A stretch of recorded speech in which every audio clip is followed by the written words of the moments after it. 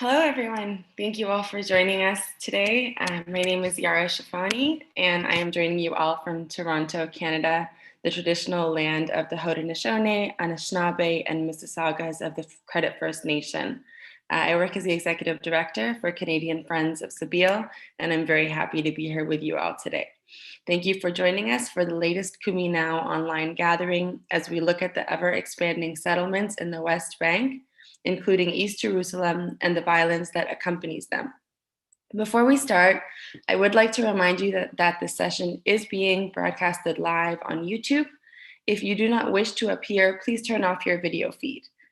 We would also love it if you could quickly share the Facebook post on Facebook so that others may join. The link will be shared in the chat. I would also like to let you know that in coming weeks, we would like to carve out time at the end of the meeting for one or more people from the audience to tell us how you are applying Kumi Now back in your community or are otherwise advocating for Palestine.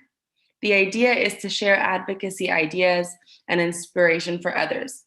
If you would like to speak for up to 5 minutes in a future meeting, please email us at kumi@kuminow.com.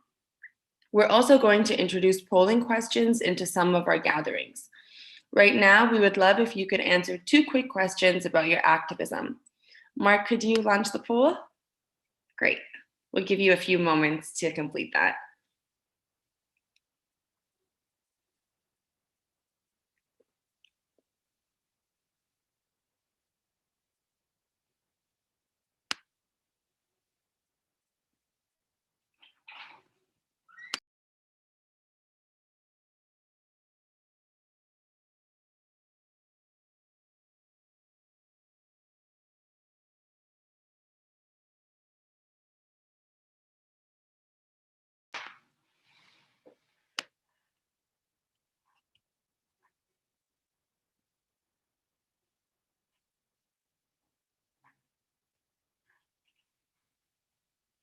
I still see some answers coming through, so I'm just going to give it another couple of seconds.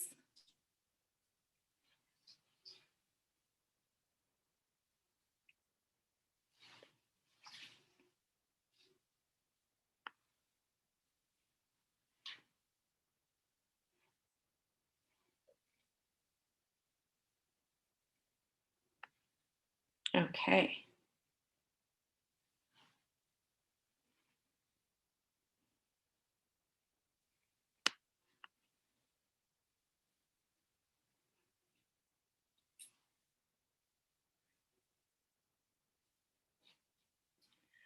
Okay, amazing. I think that that's good. We've got lots of people responding. Glad to see all of the work that you're all doing in your communities. So thank you for sharing all of that. We do hope that you'll find this session interesting and informative. I would like to start by having everyone you'll be seeing today introduce themselves. Denise, we'll start with you.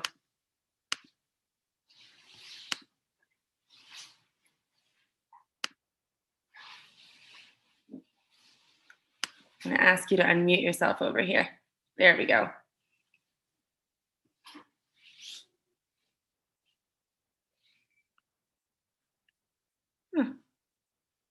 Okay. There we go. sorry.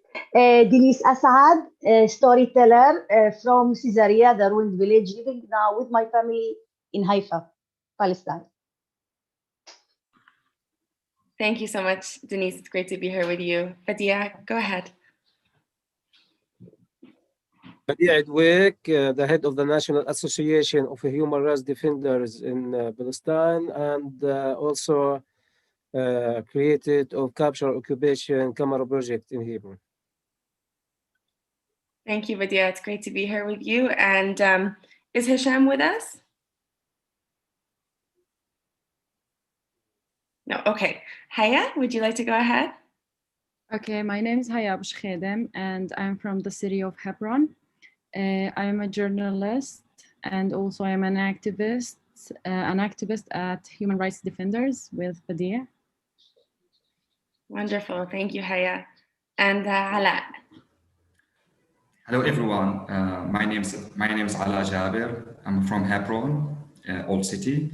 I'm also an activist with human rights. Thank you, Hala. It's great to be here with you all. We are waiting for one more person, and when he joins in, he'll introduce himself closer towards the presentation time. So we'll jump in. At this point, I would like to turn things over to Denise Assad, a Palestinian storyteller from Caesarea, who will be telling us a story related to today's issue. Hello, everybody. I am so happy to be with you with the Kumi committee for the 7th or 6th week. Thanks for Omar. He is really give me a lot of smart, wise advices and helped me really to with my English to choose the stories. This story it's not a prayer. It's more than supplication, and I want Shway to explain. It's not something that belongs to Christian people or Muslim. It's something more like from our Palestinian culture. I remember my mother, when we were waking up very early and doing the stupid things, she was telling, oh, Ya Fattah, Ya Alim, Ya Razzaq, Ya Kareem. You start your, and it's not Fattah, it's like, it's also for God, but it's like, I don't know, it's, somebody maybe will translate it for you, but it's Ya Fattah, Ya Alim, it's like for God, that you know everything. Ya Razzaq, Ya Kareem, that you give us our food or our work. This story was collected by women from Bethlehem area and was published by Tamar Institution in Ramallah like 15 years ago. It was a big project to collect folk tales from all around Palestine. Once upon a time, in the most beautiful city, Akkar, we call it in Arabic, in Palestine, it's a Mediterranean city, on a marvelous beach, lived a very rich sultan. Sultan is a king. He was really very rich. He had this huge palace where he was lived, castles, lands, jewelry, diamonds, gold, a lot of money, boys and girls, his children. Nothing disturbed him. We think so, but always there is something that happened in our folk tales. And also all his people loved him and obeyed him. But I think that also afraid of him. But he tried really to be very democratic with his people. He liked most to sleep till noon. But every day at the dawn, even before 5 o'clock in the morning, he heard a prayer. Ya Fattah, Ya Alim, Ya Razzaq, Ya Kareem, Ya Rabb, اللي بدور إيش بالبحر يرجع له. It was calling God and saying, please God, bring back anything that somebody lose in the sea. And this really disturbed him because he couldn't go back to sleep. And he didn't know how to deal with this, because you can't avoid people from praying or ask God for help. But it was really, he couldn't bear it anymore because he liked really to get his sleep till noon. He called his foxy, smart friend or minister, and he asked him to solve this problem for him. He said, okay, give me one day and I will give you the solution. Next day, even before dawn, at 3 o'clock in the morning, this minister went out the palace and stayed in the street waiting for the prayer to be said by somebody. He didn't know who. At 5 o'clock exactly, with dawn, he heard this prayer. He followed the voice. He reached the port. And exactly in the edge of the port, there was a man raising his hand and saying, Ya Fattah, Ya Alim, Ya Razzaq, Ya Kareem, please God, if somebody lose something in the sea, let him get it back. He hid and waited until this man finished his prayer and went back to his place, his store, to his house, and he followed him, hiding, and really took care that he couldn't see him. He watched him until he reached his store. It was the jewelry store. This is was the jeweler. He didn't talk to him. He went back to the Sultan. He waited till noon until the Sultan wake up and went to him, told him about the jeweler, about the prayer, and that he knew exactly where he is living, and also told him about his secret plan, how to get rid from this man, and asked the Sultan to go with him to the store. They went to the store. The jeweler was really surprised. The Sultan, welcome, welcome, welcome. Ahlan wa sahlan, ya Sultan. Oh, please, please. But I didn't know that you are coming. He really didn't know how to deal with this. He was so surprised, so astonished to have the Sultan in his place. The Sultan told him, calm down. I heard that you are the best jeweler in, not only in Akkad, in all Palestine. Thank you, thank you. I don't know, but if you heard, probably you are right. The Sultan took from his pocket his ring and he showed it to the jeweler. And he told him, you see this ring? I get this ring from my grandfather. And my grandfather got it from his grandfather. And from his grandfather. This ring is really very, very, very for me. And I want you to prepare for me another ring, but the same, exactly the same details, the same materials, the same diamond like mine. Okay, okay, my lord, I will do it. Say, okay, if you will do it in 3 days, I will give you treasures. I will give you gold, money, diamonds, whatever you ask. But if you will not prepare a ring like this, I will cut your neck in the city square. And all the people will learn that they have to obey the Sultan. Okay, okay, my lord, I will do it. Suddenly, the Sultan started to cough. The jeweler was really excited, but he took the ring, he put it in the safe, but he had no time to close it because the minister told him, go to your house, bring water for the Sultan. You can't see that he is coughing, please. So he left everything, went to his house. His wife was astonished, what you are doing here? Why you are not in your store? I need the best glass of water for the Sultan. Shoo, Sultan, you have a fever, my dear husband? What happened to you? You get crazy? No, you have to believe me. The Sultan came to me and he asked me to prepare for him a ring exactly as the ring he had from his grandfather.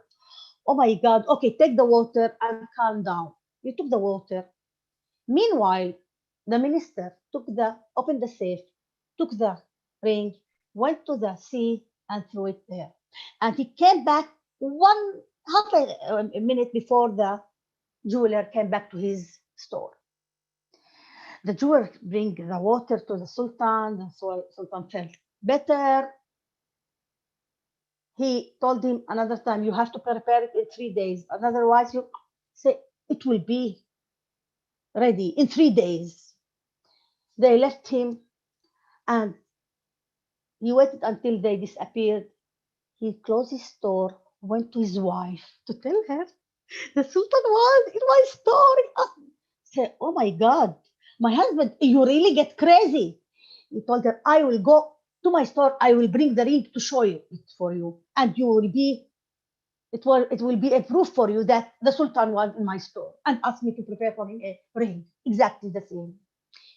He went to his store, opened the door, went to the safe. It was still open. He opened the safe. No ring. Oh my God. He felt so bad. He hardly had the power to close the store and went back to his wife And when she saw him, she said, I told you are sick, my husband. I'm not sick. The sultan will kill me in 3 days. I lost the ring. She said, oh my God. Come, come. She prepared for him lemonade. She took him to his bed to sleep.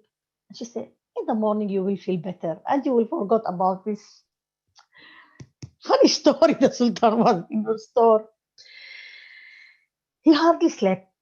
Early in the morning, his wife woke up to prepare for him this our bread with za'atar, with cheese. She knew he liked it, and it would let him feel better.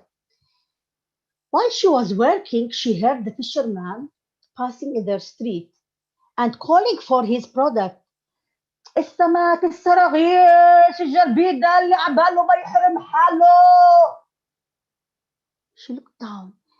Ah, she said, I know what will make my husband feel better. A good fish in the oven with all my herbs, my secret herbs. She called the fisherman, asking for the biggest fish she had. He brought it to her. She gave him the money, thanked him, and went to the kitchen. She removed the fish scale, and then she took a knife. She opened the fish, and she started to remove his guts. And while she was removing, she discovered a ring. It was the Sultan ring. I can't believe that. Oh my God. She went to her husband, waked him up. Look, God heard your prayers.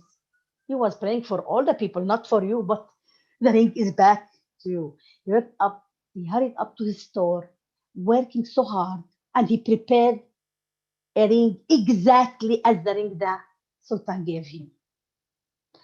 And in the third day, when the Sultan and minister came and they were sure that he will get rid from this man, he welcomed them with the two rings in his two hands. The foxy, smart minister was really astonished. She said, I can't believe it. It's not the same ring. The Sultan said, no, it's the same. The Sultan dismissed the minister, thanked the jeweler, and asked him to be his advisor. The fisherman, the jeweler agreed, but he told him, I will stay in my store, and if you need any help, you can come to me. The Sultan went to sleep this night, and when he heard the prayer, he felt so peaceful.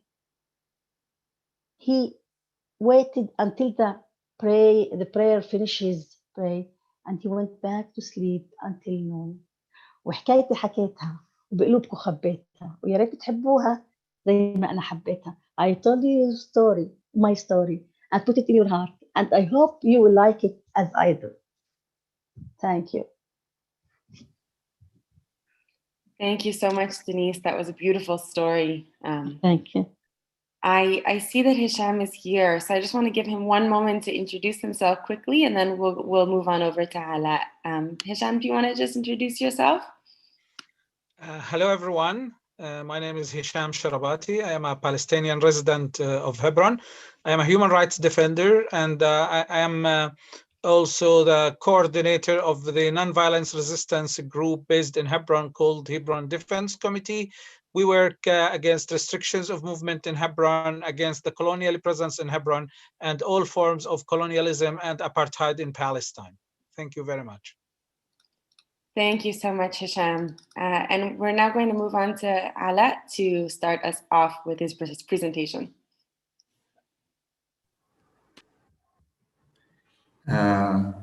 First of all, hello for everyone.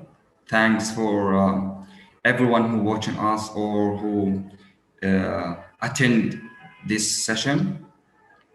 My name is Alaa Jaber. I'm 25. I'm living in the city of Hebron, in the old city, where it is close to the Ibrahimi Mosque. It's not a story, it's like remembrance that relate to that grief and sorrow.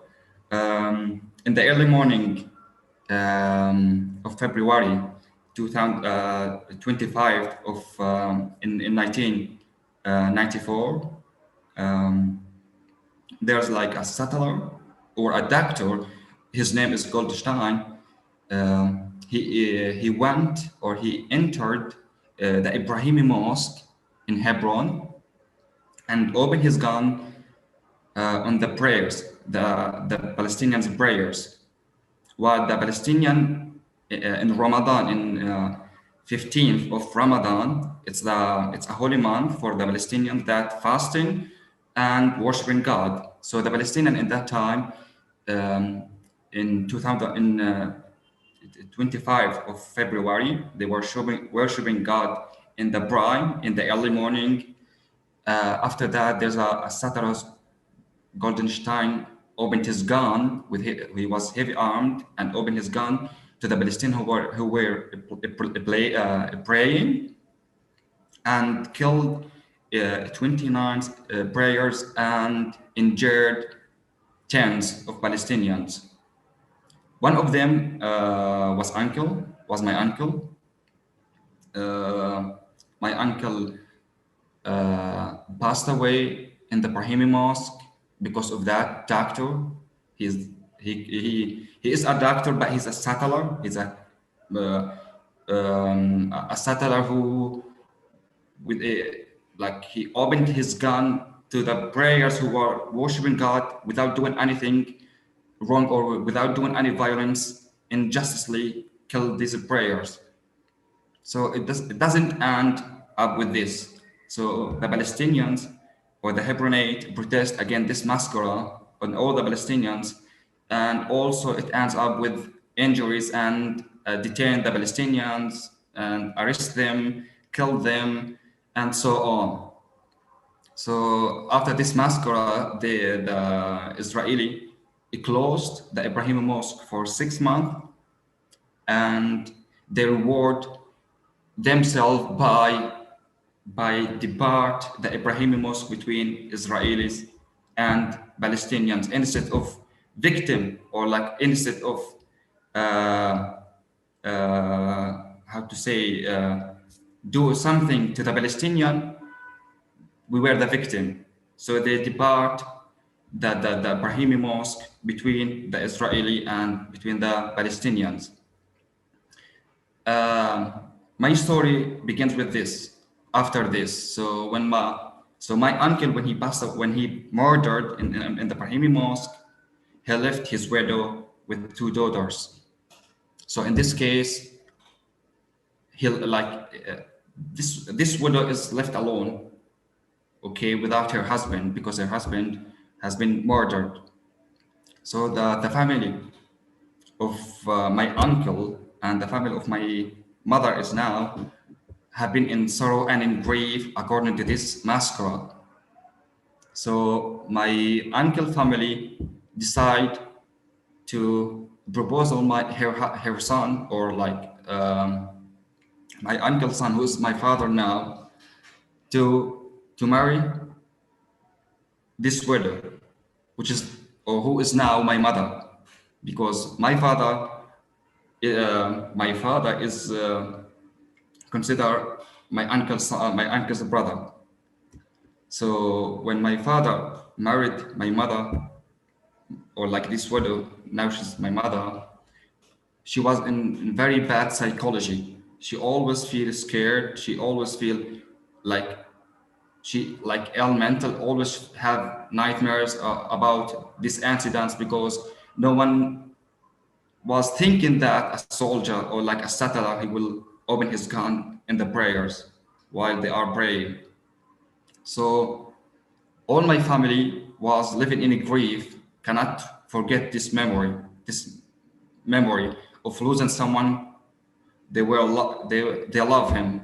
So when I grow up in this situation, I always feel I'm losing, my mother, she was not in her presence. She always thinking of her past, of the massacre of her husband. Even she get married his brother to take care of the two daughters, but she cannot forget the past. She cannot forget her husband. So she's still suffering till now. She always have these bad memories and making a flashback to what happened in the massacre and that she lost her husband. And even my two sisters, that always in the remembrance of this memory, they always, you know, feel that they lost their father, because no one can make up to her father. Like, you know, if you lost your father, no one can give you the kindness or the safe or the tender like your father.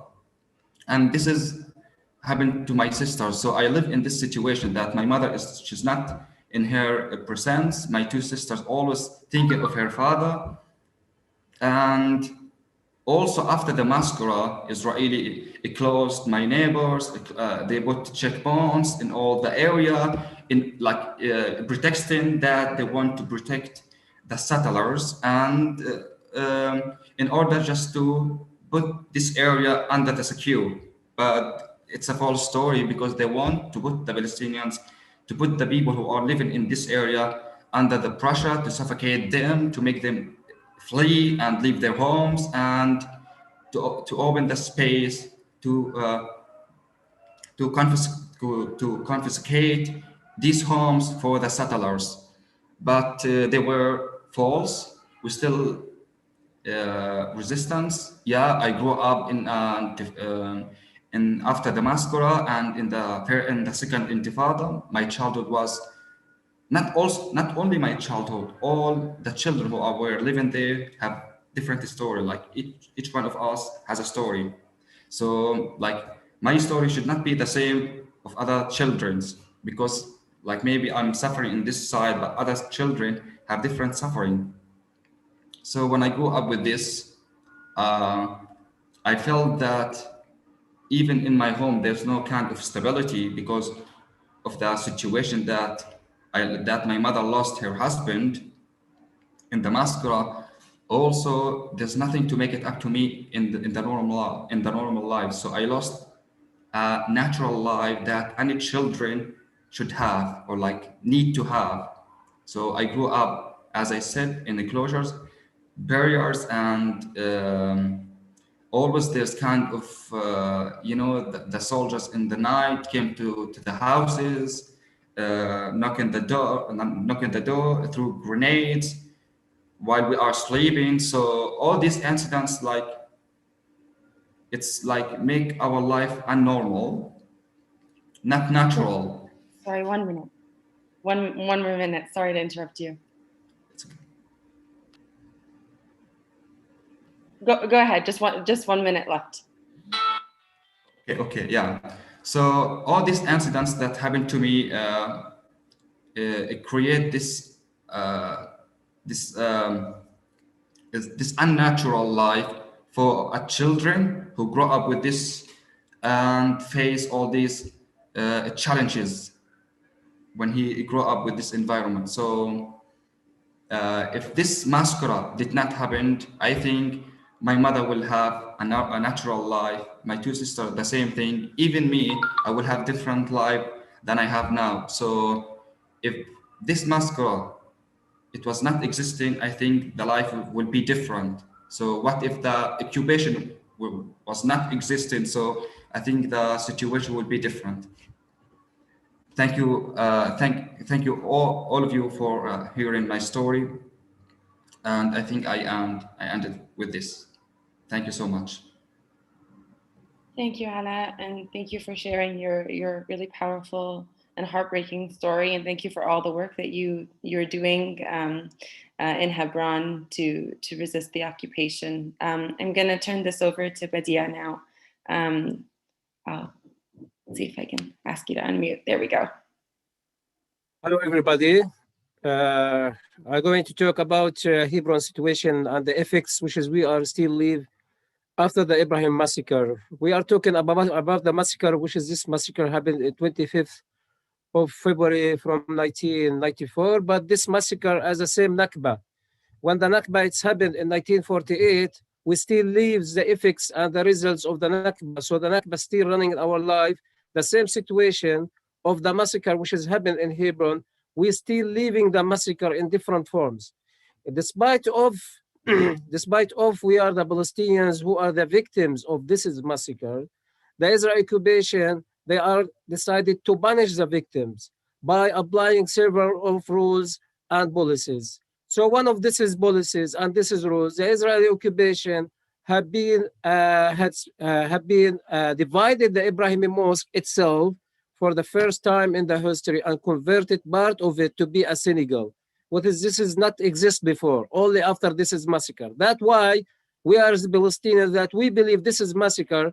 It wasn't just any criminal personal or individual plan happened. It's a policy, it's fed by the Israel government because it's true that the occupation in Hebron started in 1967, but the situation after the massacre has become more difficult and more complicated for the Palestinians to live in after this is massacre, that we are a plan, that we are believe very deep that this is massacre was planned and fed by the government of the Israeli government. So after this is massacre, also the Israel occupation, they announced many of areas in Hebron as closures areas. When we talk about the old town of Hebron, we are talking about such of the heart in the body. You can imagine that when your heart and your mind is controlled, so that means they are control the whole city. It's the same situation what happened in Hebron. The Israeli occupation, they control the heart, which is representative the ID or the history and the culture for the Palestinians and the Hebronites people. I am talking about the old town. And about the Shuhada Street, for example, which is representative the mind and the body, which was running all the commercial and the business and also the financial for the Palestinians. So when the Israelis, they already controlled, this is two things, they already affected the whole situation of Hebron, the whole district of Hebron, because there were many of institutions and also staff, which was feeding and serving the whole Hebron district, not just Hebron city. For example, Shuhada Street, for example, used to be linked the north side of Hebron with the south side of Hebron. And we talk about 1 kilometer street, and it's not just the street itself. We are talking about a compounded area, which is many neighborhoods was belonged with Shuhada Street, like, for example, the Old Town, the Qitun neighborhood, the Abu Snina neighborhood, the Tal Ermeda neighborhood, the At-Takrur neighborhood. All of this is places, and this is neighborhoods used to be connected and was belonged to the Shuhada Street. So Shuhada Street, not just about street itself. We talk about a life. It shut down there. The Palestinians not allow for them to exist any kind of life there. About more 1,500 Palestinians people who used to be lives in Shuhada Street, that they are not living anymore there. We talk about 1,800 Palestinian shops. Most of them, they are located and based in Shuhada Street. They are not opening and not allowed for them to open anymore.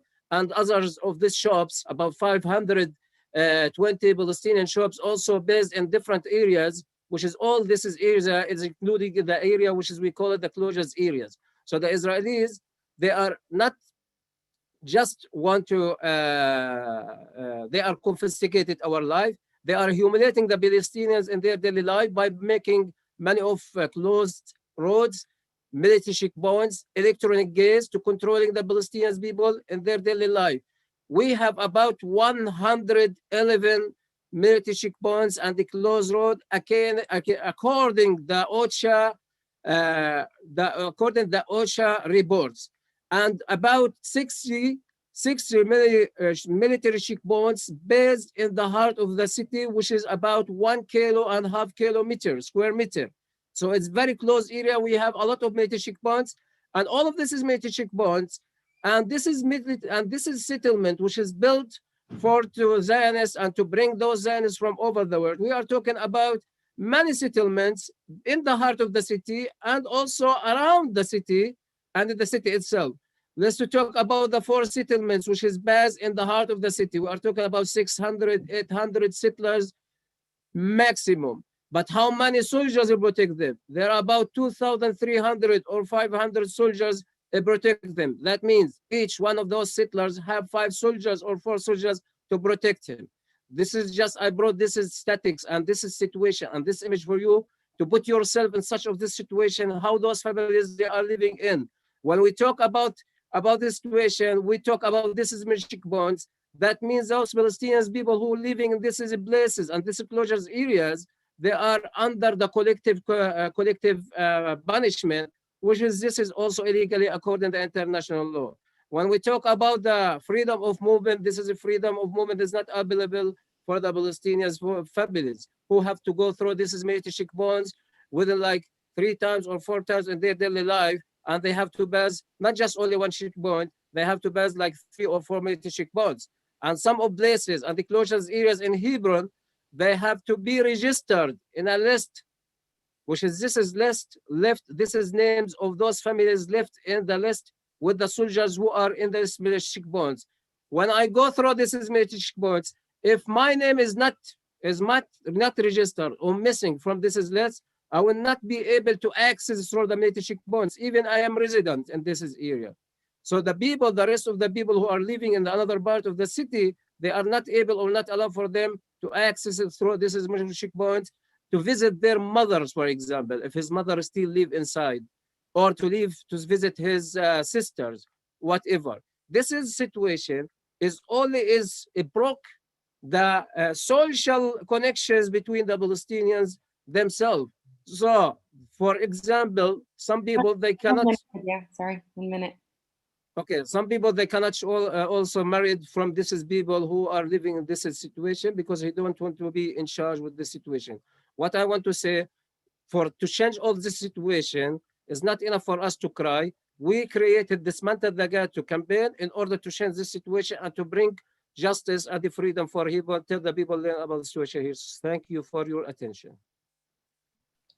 Thank you, Badee. And I think Ryan has linked in the chat some links to human rights defenders and the work that Badee does and your organization does.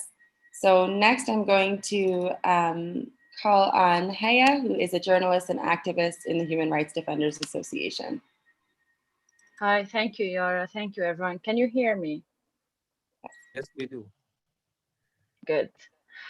Today I will be speaking about Palestinian women living under Israeli occupation, and specifically women in my home city of Hebron who live in the closed areas that Badee has mentioned before.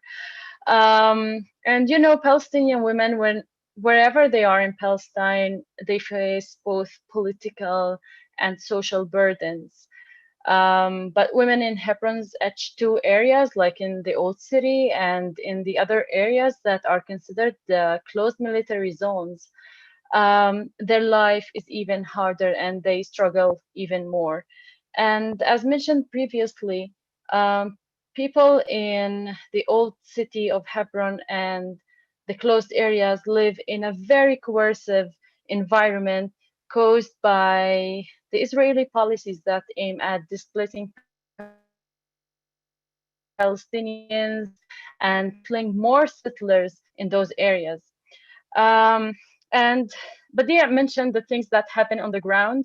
And I will mention something about a research that I worked on with Badee Resource Center in 2016. We made a case study about the forced population transfer in the old city of Hebron.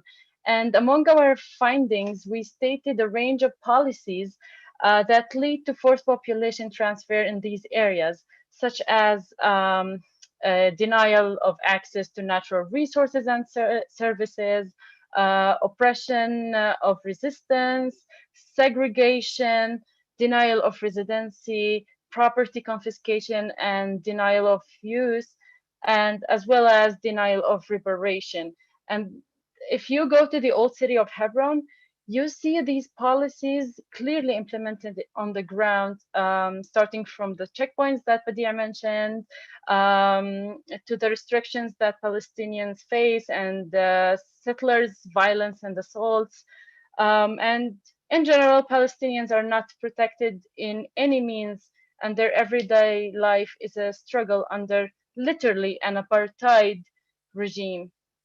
So as a journalist, you know, like I don't live in that part of Hebron, in that part of the city, but as a journalist over the years, I have worked on stories about a lot of women who live in the old city of Hebron and share their struggle with the world. And today I will give you a little insight of what kind of life these brave women have to live.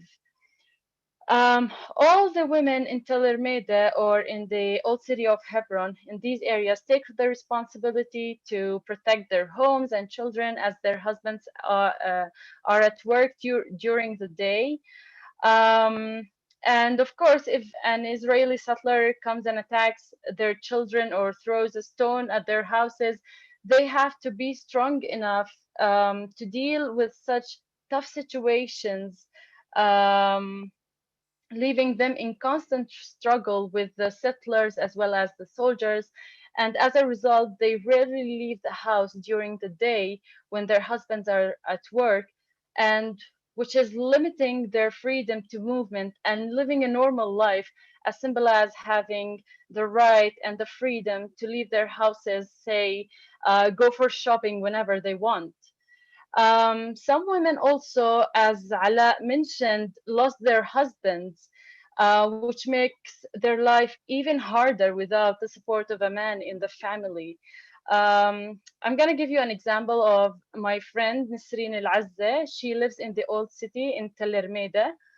And she lives in a house wall to wall to an illegal settlement, Israeli settlement, where she and her children cross a checkpoint every day and face settlers' assaults on a regular basis.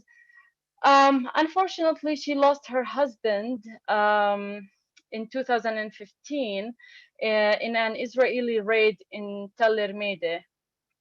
Um, Her husband, his name was Hashim, um, was in a raid. Israeli soldiers threw tear gas bombs at Palestinians at that time, and he inhaled so much gas that he suffocated, and Israeli soldiers denied ambulances access to Tel Ermede and left him to die.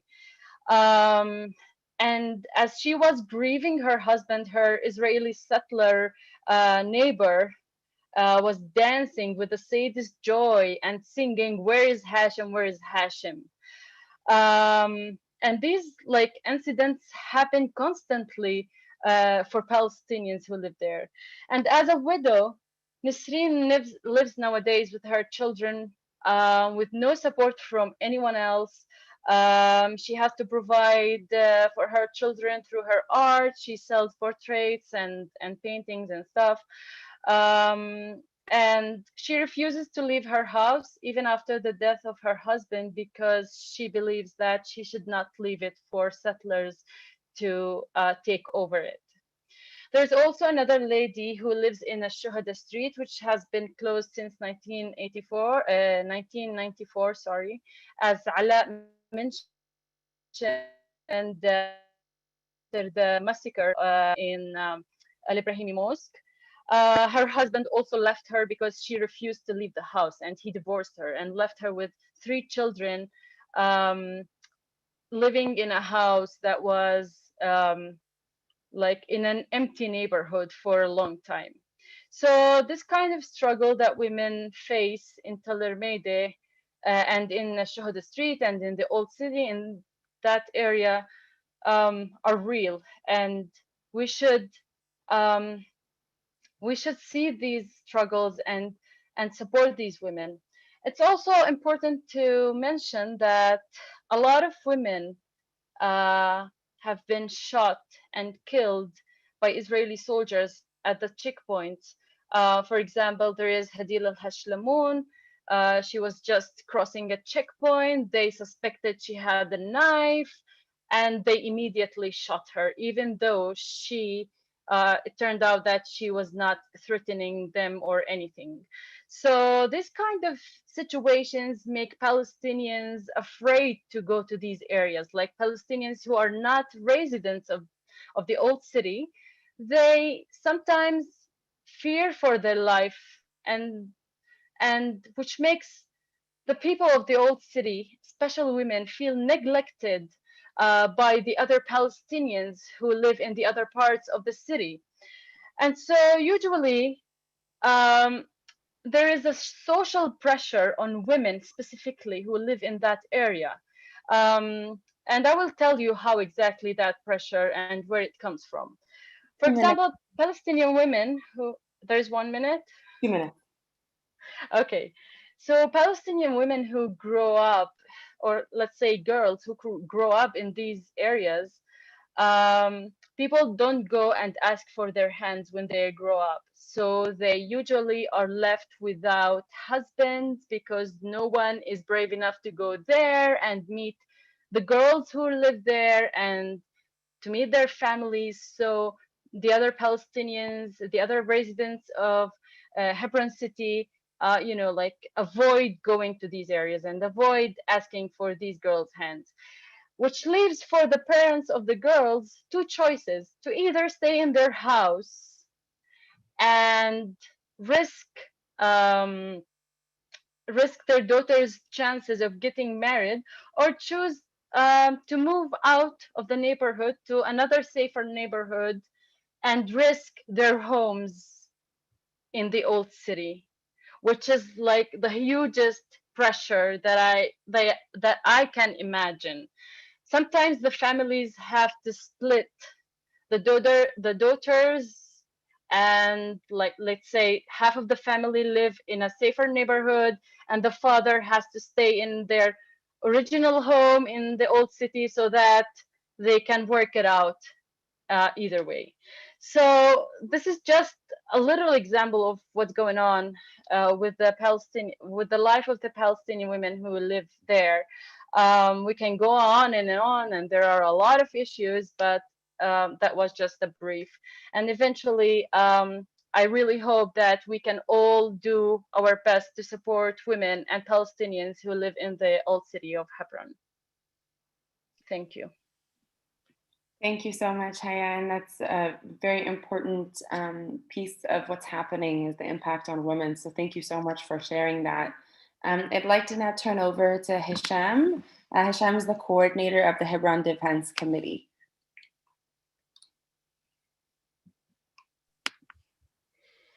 And I don't know what's left for me to tell, but anyway, so I want to talk about the general situation in a brief and maybe have more of the questions of the audience.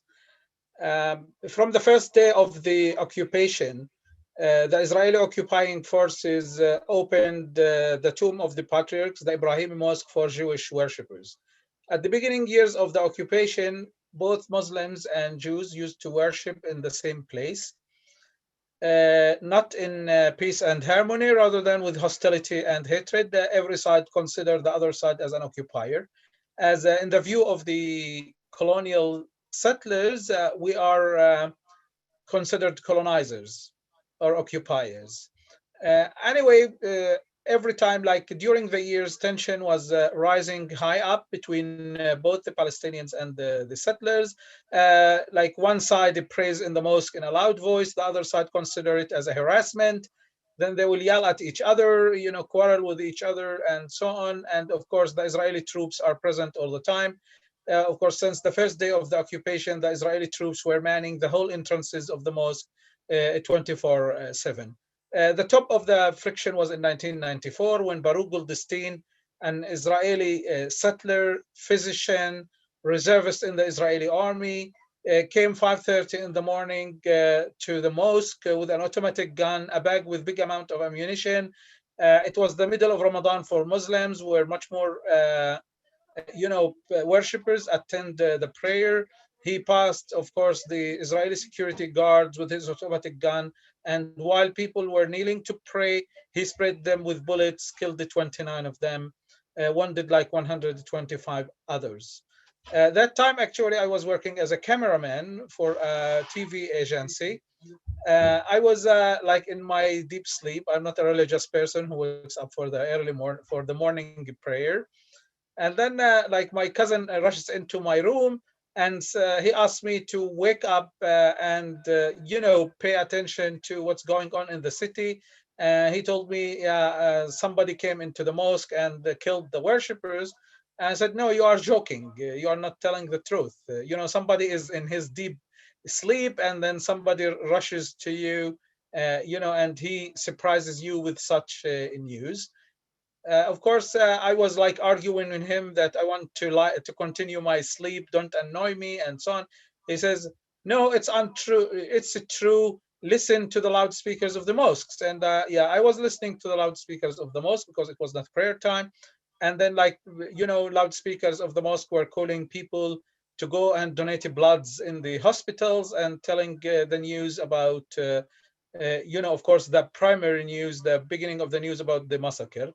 As a cameraman that time, actually, I carried my camera and ran to the mosque. I did not live that far from the mosque. But on the way, I was told by the people that the area of the mosque is totally blocked by the military. And then maybe it's better for me to go to the hospital where the great majority of the victims has been transferred, which was, it's called Al-Ahli Hospital. At that time, it was a new hospital. So I got to Al-Ahli Hospital. There were like thousands of people getting to the hospital. Many of them wanted to be sure that their loved ones are safe, who attended the prayers. Others were coming to donate blood. Others were coming to do, to explore what's going on. Like the first moment I got there, people who were in the hospital, they want the news to be covered and so on. So they asked me, like they grabbed me in a way or another to a room where they have the victims. I'm sorry to say, like I came into a room and it was full of bodies. People with the blood and just lying on a room. It was really, it's like a massacre location, but it's not the same location. But they were putting all these bodies in one room. Honestly, I started shivering, from the view. It was a very shocking view. And for some time, I couldn't work. Then I went to a resting place till I collected my courage, let's say, and came back and took some footage from there. While being there, the Israeli troops arrived at the hospital. The people were very upset. There's a policy at the Israelis that sometimes they confiscate the bodies of the victims that they kill, and they keep them. And maybe you are aware of this. Now we have like nearly 70 bodies that are kept since April 2016. And of course, we have maybe other 200 that are kept since the beginning years of the occupation. So many of the youth who wanted to avoid this, they clashed with the soldiers by throwing rocks. And so in the surrounding of the hospitals, we had that day 29 people killed in the mosque. And then we had other 4 people or other 5 people who were killed surrounding the hospital or surrounding even the cemeteries where people went to bury their loved ones. In many cases, the army came to the scene, raided the location, and that caused confrontations. Like the youth responded with throwing rocks at the heavy armed soldiers who used live ammunition, and so they caused many other victims. Of course, that time, after it, we the Palestinians, the victims, we were put under curfew for 40 days.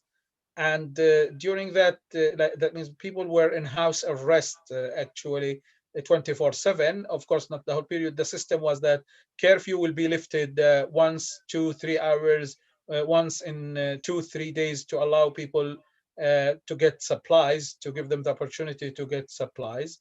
And so that was the policy.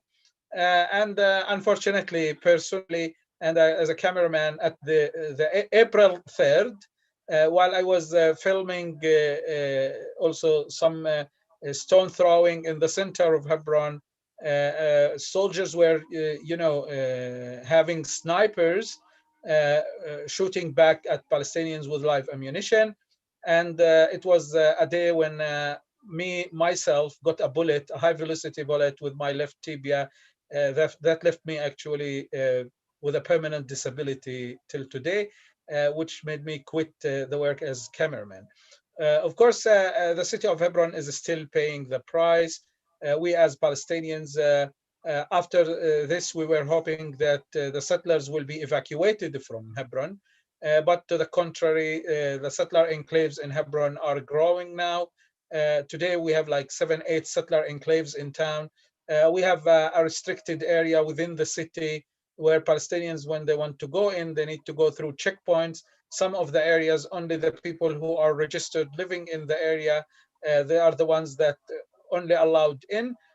Otherwise, they cannot receive any visitors or any friends in their places.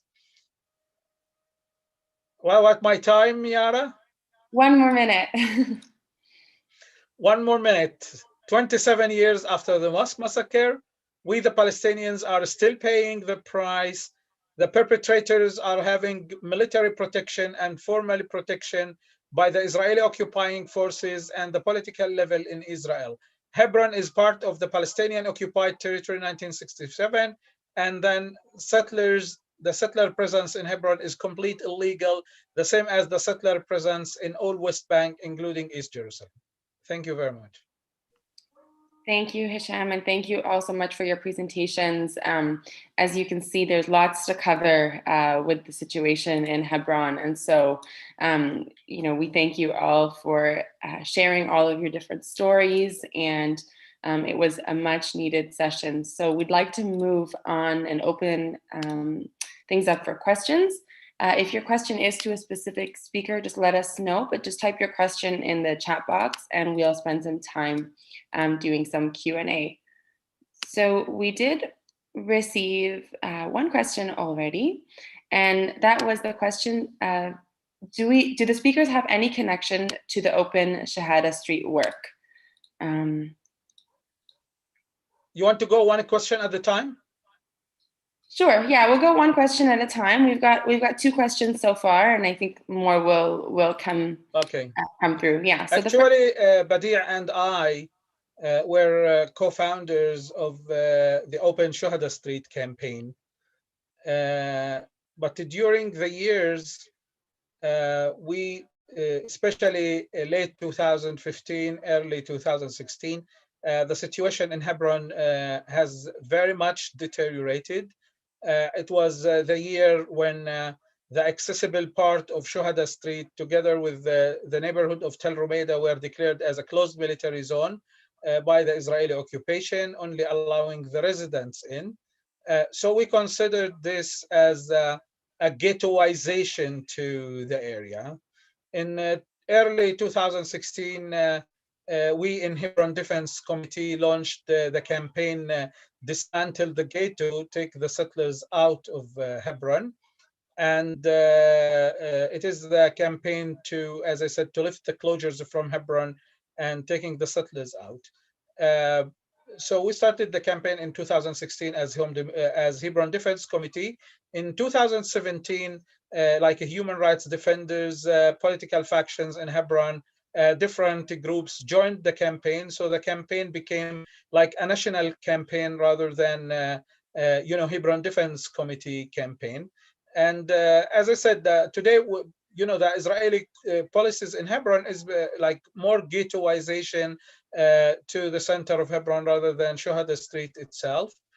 We know that there was like a specific group remained with the name Open Shuhada Street, but the Dismantle the Ghetto campaign is the much wider campaign that have the support of most residents of the area and most like the civil society, the political parties, the nonviolence resistance group in Hebron. Wonderful. Thank you, Hisham. The next question that we have is with regards to internationals and the presence of internationals. And folks are wondering whether the COVID situation right now has had an impact with the absence of internationals in Hebron and whether there are still some international observers that are there through the COVID situation. So that's a question for anyone. Oh, is Badee gone? Let me ask. Okay, I will take the question. First, the Israeli policies against the Palestinians have severe effect even during the corona virus time. First, when we talk about the restricted area in Hebron, Haya talked earlier about like not allowing ambulances in. And so medical aid is not available, in the restricted area in Hebron, but it's also applies on many of the areas within the West Bank, like the Jordan Valley, for example, and the South Hebron Hills. Like these areas, they have lack of medical services. There is a small community to the south of Hebron, for example, called Zanuta. They have a clinic. The headquarters of the clinic, the center of the clinic, is actually a trailer, a mobile house that was donated by YMCA. And the Israelis recently has issued a demolition order for that. The clinic is run by the Palestinian Medical Relief Committee, as the governmental health center also is very poor. Today we talk about the vaccines also. Like the vaccines has got to many of the countries all over the globe. In Palestine, we got very limited vaccines that was given to the medical teams, and that's it. Until today, we have no access for vaccine. The worst is in Gaza, actually, because the Israelis were putting some political conditions relating having the vaccine inside. But with the biggest struggle, actually, the Gazans has got some vaccine 2 days ago, but there is a very big, actually, media coverage about it, and even there are rightist political forces in Israel and families of soldiers who are kept hostages in Gaza in the hands of the resistance. They pressure the Israeli government not to allow the vaccine in. So that's in general about the vaccine. We have the biggest problem maybe about the vaccine to the Palestinians is also in East Jerusalem, because in East Jerusalem, the Israeli authorities are now not allowing the Palestinians for any kind of organizing. Like the Palestinians try to have, quarantine centers and raising awareness centers, and the Israelis raid everything or close it down and not allow any Palestinian activity. They say that it's the responsibility of the Israeli government. It's the responsibility of them as occupiers, but then they should not deny the Palestinians their right of organizing and their right of self-awareness and so on. Thank you, Hisham. But yeah, did you want to add anything? Well, I just wanted to talk.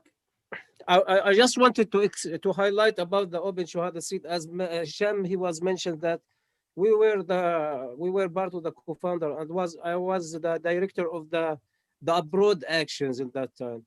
But Shahada Street, it's the issue of Hebron is not just about the street itself. It's about a city, and this is city now. It's facing settlers, colonists. They are taking everything from Hebron. It's not just about the street. When we talk about and to educate and to focus just with the street, we simplistic our issue. So what we need to take the settlers from Hebron, the settlements and the colonies from Hebron, and after that, the Shuhada Street will be open. All the heart of the city will be open. For that, we start with this is local and international campaign to recruit people for Shuhada Street. And you can go and visit our YouTube channel. We upload all the marching and the demonstration of the Dismantle the Ghetto campaigns, and you can see the capacity of the people that we are recruiting them, and they were marching with us. You talk about thousands of people have been marched with us, and this is, you talk about 2017, you talk about 2018, even 2019, and even 2020, and you will see 1,000 people have been attend this is demonstration we have been organizing, and we're going to have also next Friday, 26th of February, we're going to have also another demonstration under the title of Dismantle the Ghetto from Hebron and take the settlers out of the Hebron. So the Hebron situation, it's very complicated, and it's not just about talking about the street. We're talking about families. They are forced to leave from their houses, from their shops in different places. We talk about Shallal Street. They are empty. They talk about also Shuhada Street. It shut down all the Shuhada Street. There are also a street which is near Kiryat Arba. The families there, they are not allowed for them to driving their cars, only just allow for them to walk there. There are also families who are living in areas which is this is areas become like a closed areas, and not allow for those people to have visitors at all, only if they have registered names in this is military checkpoints. I have a story that when I was witness a family, he was invited his daughter and her husband to come to have the breakfast in Ramadan, the dinner, and the soldier didn't let him to go through the checkpoints because he wasn't registered, and then he have it on the checkpoint with the family of those people who have been invited him. The same situation we did an action also in the entrance of Shuhada Street, and families they were invited us and invited some of their relatives in order that to come to have the to break in their breakfast with them, and the soldiers at that time they are block us and they didn't allow for us to go to join this is families to have this is a breakfast with them in Ramadan. And then we have it, and this is also we have a video about it. We have it with on the ground in the street at that time, and also there are some images and also pictures can explain this is stories. There are many stories in Hebron. We cannot handle it in with this short time, but this is what situation we are trying to do all our best to expose the Israeli occupation crimes and to try to recruit more people to attend the situation of Hebron. Thank you, Badee. Thank you for all the work that you're doing. Can I And add something? of course, go ahead, Ahmed. Yeah, about the COVID-19. As I'm living in Jaber neighborhood, is close to the old city, so the Israeli give the vaccine to the settlers and to all the citizens who live in Israel.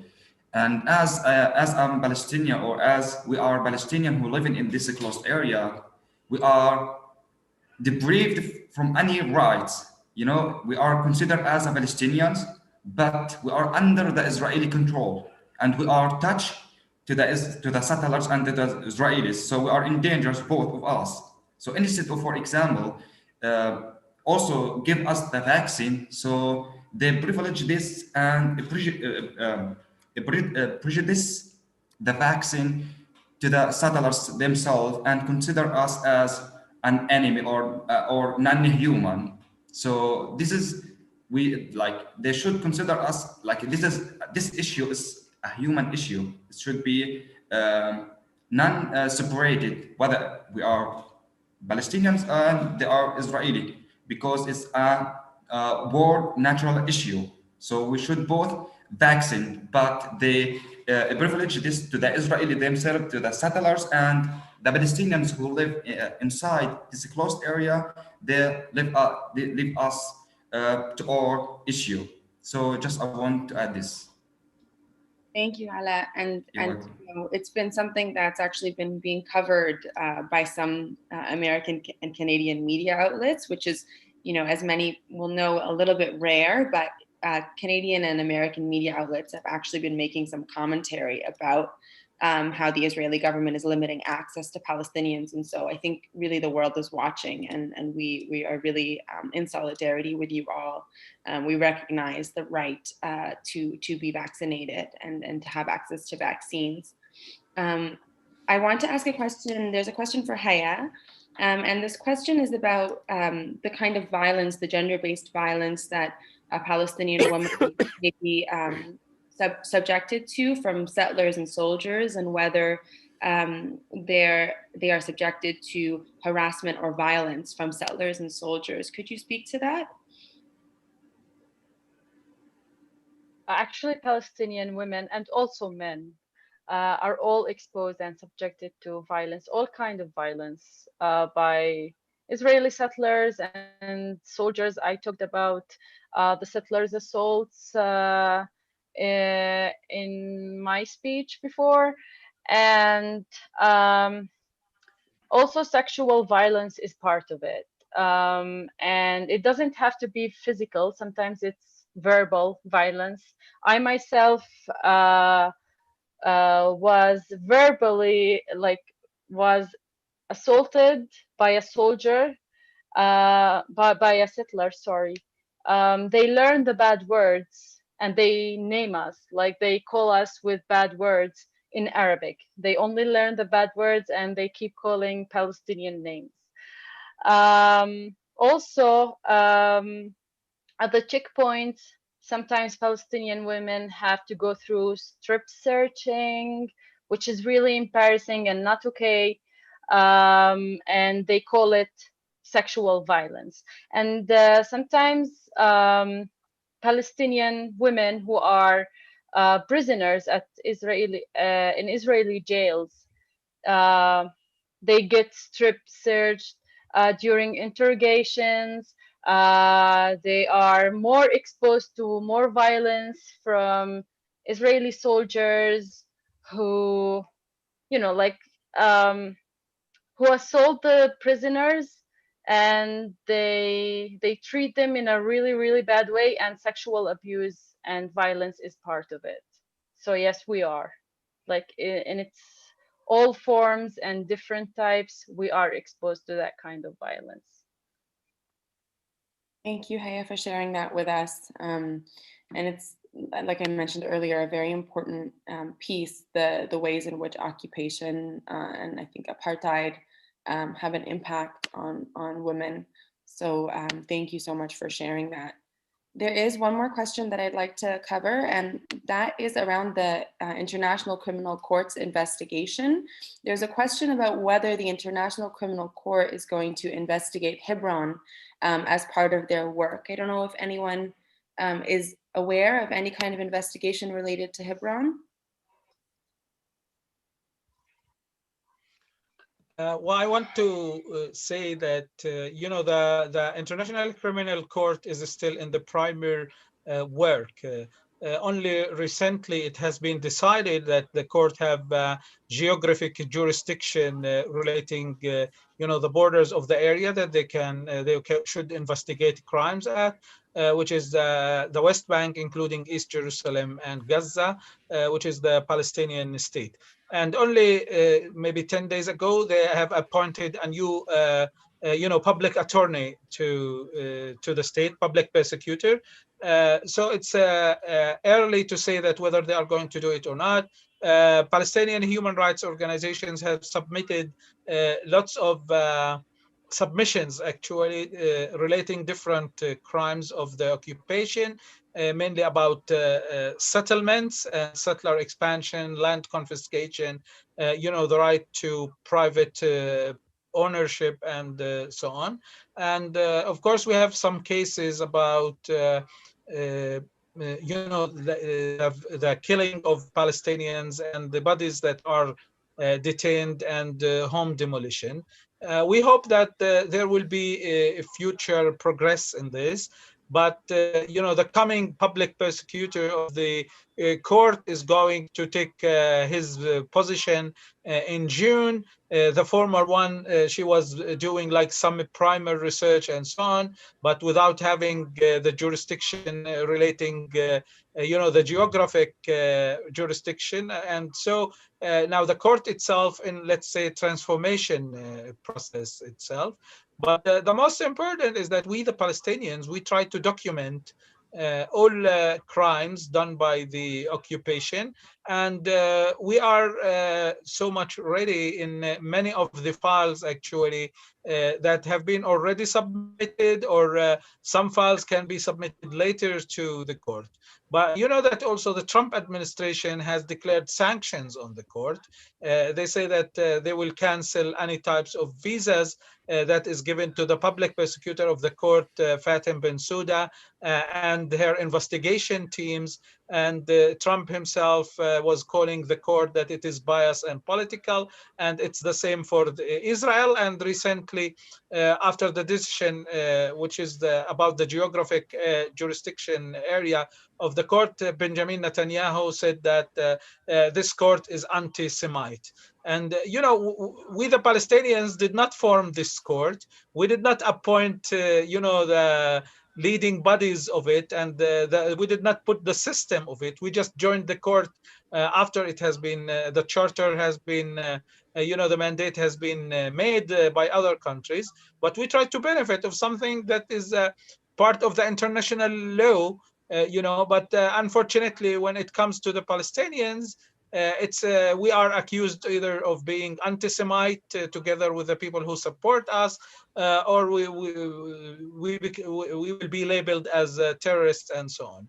And what I want to say, maybe in brief, like we the Palestinians, we are just normal people. Like we have secular people and people of faith and atheists and drug dealers and scholars and religious people and and so on, and secular people. And so we deserve to live as the same as any other nation in the world.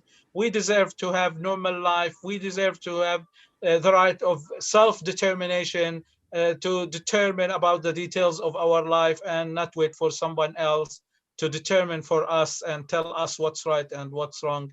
And this is our country. We were here all the time, and we want to live here peacefully. Thank you so much, Hisham. And on that note, I think we'll wrap up the questions. I just want to say thank you so much to all of you for sharing your personal stories and for your courage and for your sumud. And from the diaspora and from North America and Europe and so on, we're all steadfast with you, and we will continue to be in solidarity with you. So thank you so much. And I do apologize for anyone whose question we didn't get into. We are very limited on time, as you know, and this is a really important topic with so much to cover. But I would like to briefly take a moment to point to our Kumi entry and action for the week, which will be shared in the chat as well. This week, you will get a choice of actions. The first of these is to find a sign that says open on a restaurant or shop and leave a note beneath it that reads Shahada Street. If anyone asks what open Shahada Street means, explain to them the reality in Hebron.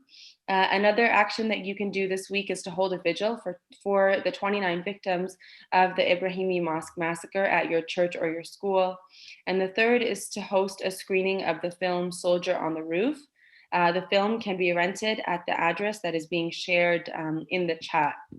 Share photos of whichever action you choose on social media and include a link to this page of the Kumi Now website, along with the hashtags Open Shahada Street, Open Shahada, hashtag Kumi Now, and hashtag Kumi8.